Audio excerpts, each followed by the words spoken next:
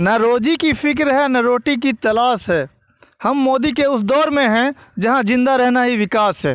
तो चलिए आज हम आपको लेकर चलते हैं फरक्का के पास, जो पूर्णिया से 35 किलोमीटर दूर है और यहाँ लाशें ही लाशें हैं। Welcome to Robust News. Robust News में आपका स्वागत है।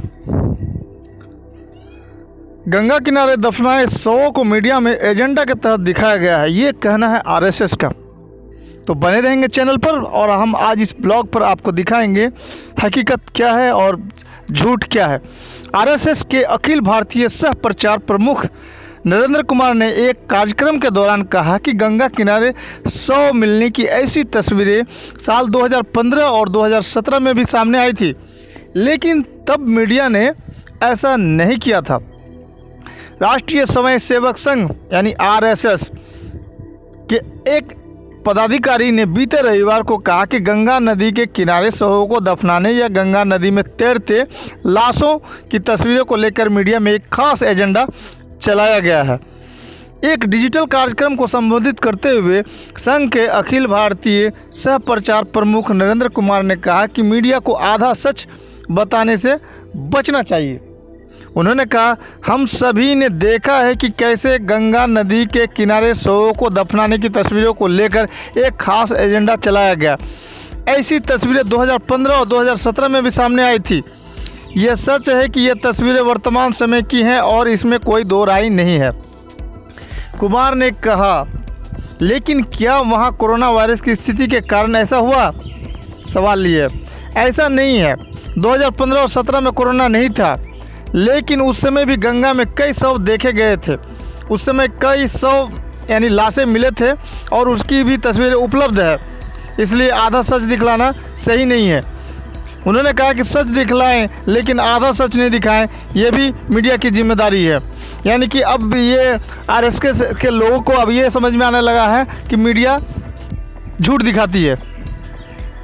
चलिए, इतना तो आरएसएस के लोगों ने माना कि मीडिया झूठ भी दिखाती है, वरना लोग तो गोदी मीडिया के बारे में जानते हैं कि वो 100% झूठ ही बताती है, लेकिन आरएसएस वाले भी अब मानने लगे हैं कि ये आधी झूठ दिखाती है। चलिए मैं आगे खबर की ओर आपको बढ़ता हूँ।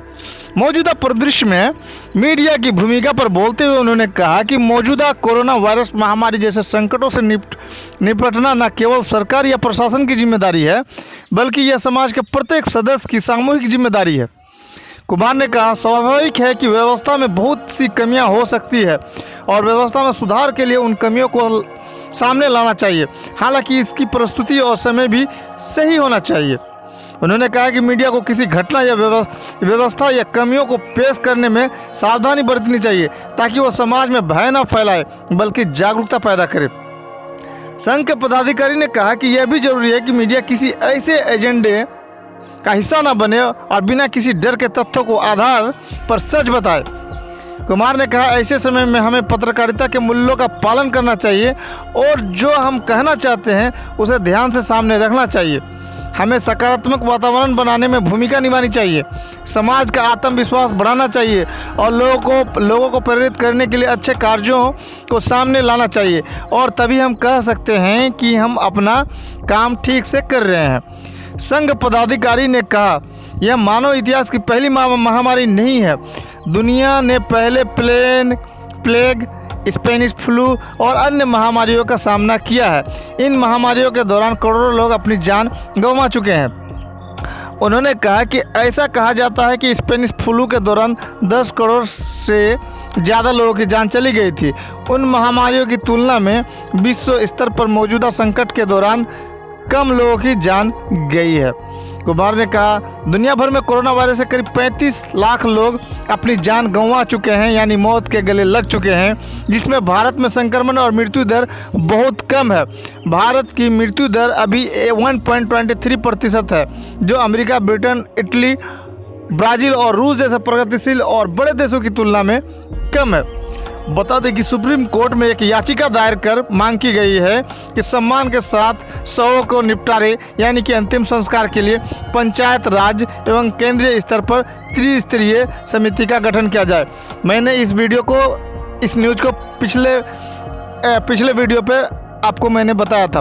अगर आप नए हैं तो आप पिछले वीडियो को हमारा देख सकते हैं, उस पर हमने इस बात को भी बताया था, न्यूज़ में बताया था कि सुप्रीम कोर्ट में एक याचिका दायर कर मांग की गई है कि सम्मान के साथ शवों के निपटारे यानी कि अंतिम संस्कार के लिए पंचायत राज एवं केंद्रीय स्तर पर त्रिस्तरीय समिति का गठन किया जाए।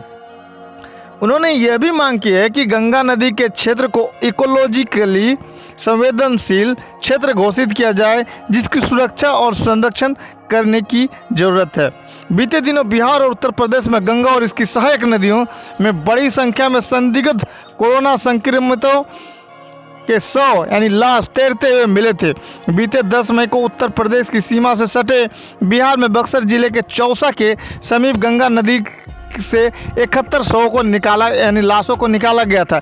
इसके अलावा कई मीडिया रिपोर्टों में बताया गया है कि उत्तर प्रदेश के विभिन्न जिलों में 2000 से अधिक लाशें आधे अधूरे के तरीके से या जल्दबाजी में दफनाए गए हैं या फेंक दिए गए हैं, गंगा के किनारे पर मिले हैं। इसके बाद केंद्र की ओर से यूपी बिहार की सरकारों से इस पर तुरंत रोक लगाने के लिए कहा गया था।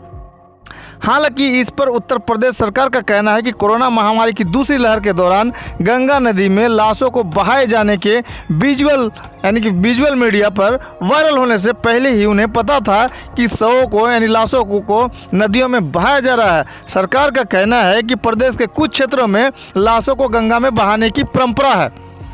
यह बात 15 मई को केंद्र सरकार के साथ हुई एक बैठक में राज्य सरकार की ओर से कही गई है। यह बैठक जल शक्ति मंत्रालय के सचिव पंकज कुमार की अध्यक्षता में यूपी और बिहार के अधिकारियों के बीच हुई। और तो और खबर कैसी लगी, चैनल को सब्सक्राइब करें, कमेंट पे अपनी राय दें और अपने आसपास पर नज़र रखें। और ऐसा देखा जा रहा है कि लोग अपनों के मर जाने पर उन्हें चुपचाप या तो नदियों में बहा देते हैं या फेंक देते हैं। सच्चाई हम सामने लाते रहेंगे, चाहे वो जैसा भी हो। जैसे कि हमने पिछले वीडियो में भी दिखाया था और बताया था कि सुप्रीम कोर्ट पे ये मामला पहुंच चुका है। तो आपकी क्या राय है, आप हमें कमेंट बॉक्स पर कमेंट कर सकते हैं, अपनी बात रख सकते हैं। ये है तीसरी आंखें, और इस चैनल को आप अगर अब तक सब्सक्राइब नहीं किए हैं तो चैनल को सब्सक्राइब करें, कमेंट में अपनी राय दें। आपका दिन शुभ रहे। Thanks audience, thanks listener. फिर मिलेंगे हम अगली खबर पर। वेलकम टू रोबस्ट न्यूज़ में आपका स्वागत है। आज हमारी पूरी टीम पूरी तरह से एक्टिव है। उत्तर प्रदेश से बहुत बड़ी खबर आ रही है। राप्ती नदी में कथित तौर पर कोविड संक्रमित का शव फेंकने के मामले में केस हुआ है दर्ज।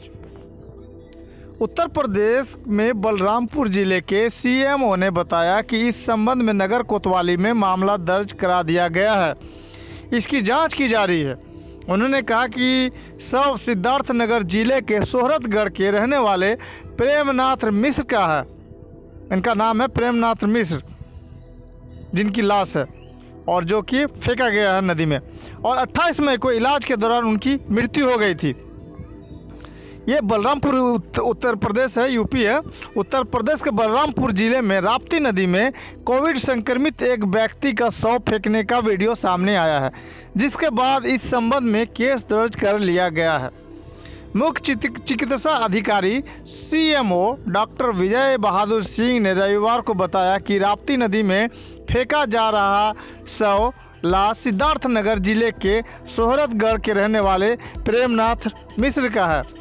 उन्होंने बताया कि 25 मई को कोरोना संक्रमित होने पर उन्हें अस्पताल में भर्ती कराया गया था और 28 मई को इलाज के दौरान उनकी मृत्यु हो गई थी। सीएमओ ने बताया कि कोविड प्रोटोकॉल के तहत प्रेमनाथ मिश्र के शव को उनके परिजनों को सौंप दिया गया था। उन्होंने बताया कि वायरल वीडियो में शव को राप्ती नदी में फेंकते हुए देखा गया है और इस संबंध में कोतवाली नगर में मामला दर्ज करा दिया गया है और मामले की जांच की जा रही है। वायरल वीडियो में 2 युवक एक शव को यानी एक लाश को पुल से राप्ती नदी में फेंकते हुए नजर आ रहे हैं।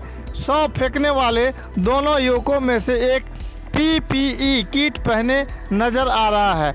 घटना कोतवाली नगर क्षेत्र के राप्ती नदी पर बने सीसीई घाट पुल की बताई जा रही है। वीडियो वायरल होने के बाद नगर कोतवाली में मामला दर्ज कराया गया है। बता दें कि बीते दिनों बिहार और उत्तर प्रदेश में गंगा और इसकी सहायक नदियों में बड़ी संख्या में संदिग्ध कोरोना संक्रमितों के लाश शव तैरते हुए मिले थे। बीते 10 मई को उत्तर प्रदेश की सीमा से सटे बिहार में बक्सर जिले के चौसा के समीप गंगा नदी से 71 लाशों को निकाला गया था। इसके अलावा कई मीडिया रिपोर्ट में बताया गया कि उत्तर प्रदेश के विभिन्न जिलों में 2000 से अधिक लाशें आधे अधूरे तरीके या जल्दबाजी में दफनाए गए या गंगा किनारे पर फेंके गए मिले हैं। दैनिक भास्कर की एक रिपोर्ट के अनुसार मई महीने के दूसरे सप्ताह में अकेले उन्नाव में 900 से अधिक लाशों को नदी के किनारे दफनाया गया था। रिपोर्ट में बताया गया था कि कन्नौज में यह संख्या 350, कानपुर में 400, गाजीपुर में 280 बताई थी। इसके अनुसार मध्य और पूर्वी उत्तर प्रदेश के विभिन्न जिलों में ऐसे लाशों की संख्या लगातार बढ़ रही है।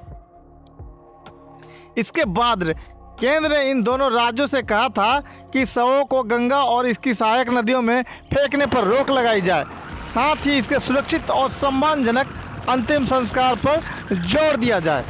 हालांकि 15 मई को केंद्र सरकार के साथ हुई एक बैठक में यूपी सरकार ने कहा कि प्रदेश के कुछ क्षेत्रों में शवों को गंगा में प्रवाहित करने की परंपरा रही है।